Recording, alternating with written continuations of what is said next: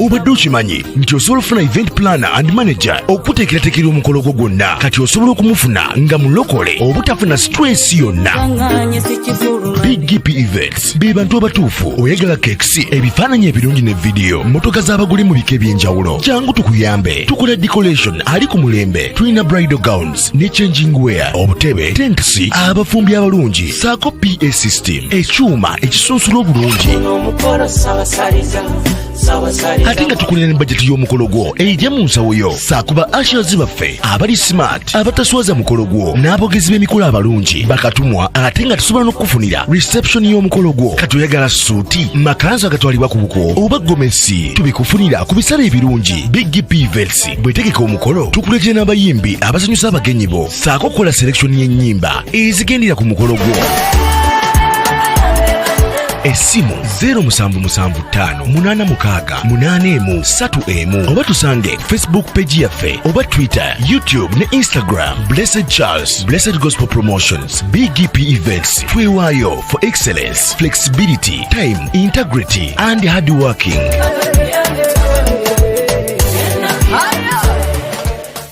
BGPevents, likinga, subscribinga, obogoberere era oyanirize n'omulala byonna bya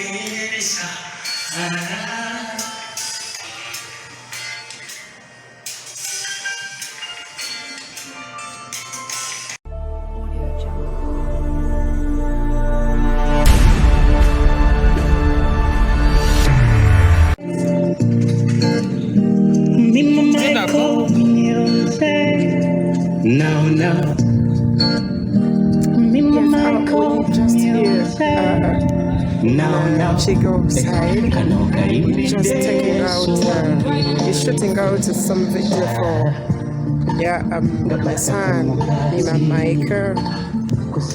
Yeah, so that is the saxophonist. That's the saxophonist. Yeah, this is. I love this is a video. It's a new song. It's a new song called Still I Miss You. Still I Miss You. Yeah, this is it's a good song that you're going to learn.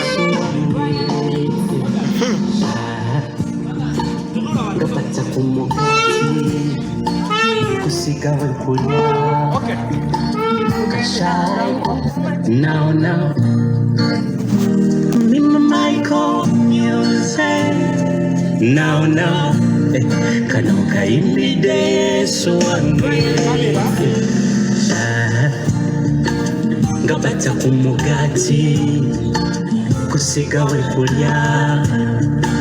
Kashai kwa kumachaka mata na kampumira mucheko. MimaMichael music. Now, kano kaimbide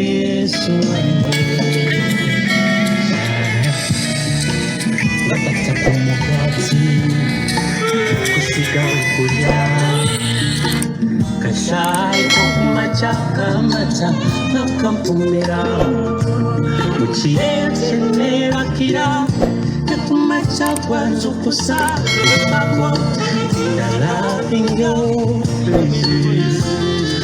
waunyabulungi sikukeza perfumes wafuka mkwano gwange nasagala kufiba chickens Noimekano genda Akugari wa masas kukifani wa mpede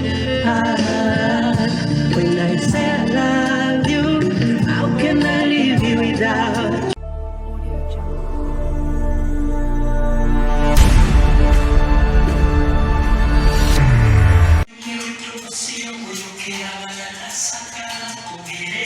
Speak to me When the baby you be one day I'll be now, just wanna feel presence. Bring the hand in that. Go carry on my sass cookie. Never believe.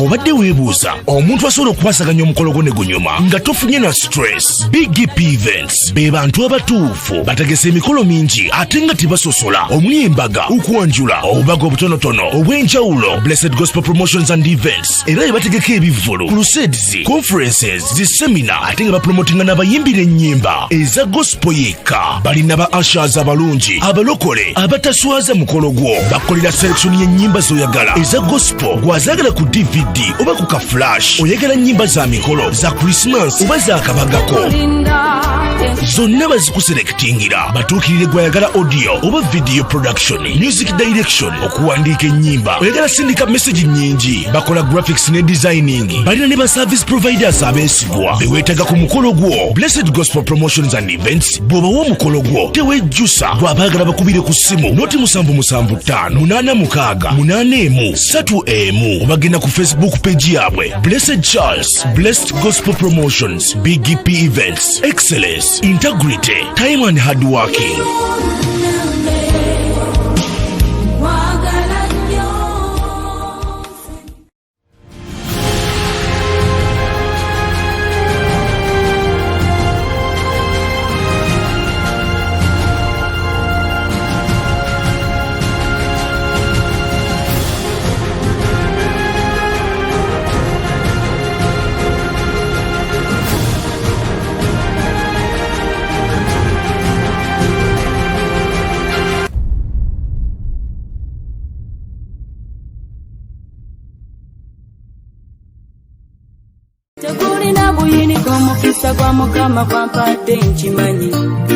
Obadde okimanyi nti osobola okufuna event planner and manager okuteekerateekera omukolo gwo gwonna, kati osobola okumufuna nga mulokole obutafuna stress yonna.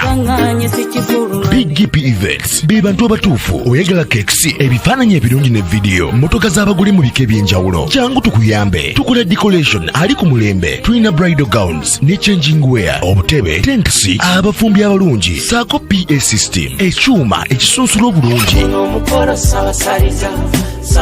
Ate nga tukulira ne budget y'omukolo gwo ejja mu nsawo yo, saakuba ushers baffe abali smart, abataswaza mukolo gwo, n'abogezi b'emikolo abalungi bakatumwa, ate nga tusobola n'okukufunira reception y'omukolo gwo. Kati oyagala suuti, makanzu agatwalibwa ku buko oba gomesi, tubikufunira ku bisale ebirungi. BGPevents bwetegeka omukolo tukuleetera n'abayimbi abasanyusa abagenyi bo, saako okukola selection y'ennyimba ezigendera ku mukolo gwo. Essimu 0775-886-3 oba tusange Facebook page yaffe oba Twitter, YouTube ne Instagram. Blessed Charles, Blessed Gospel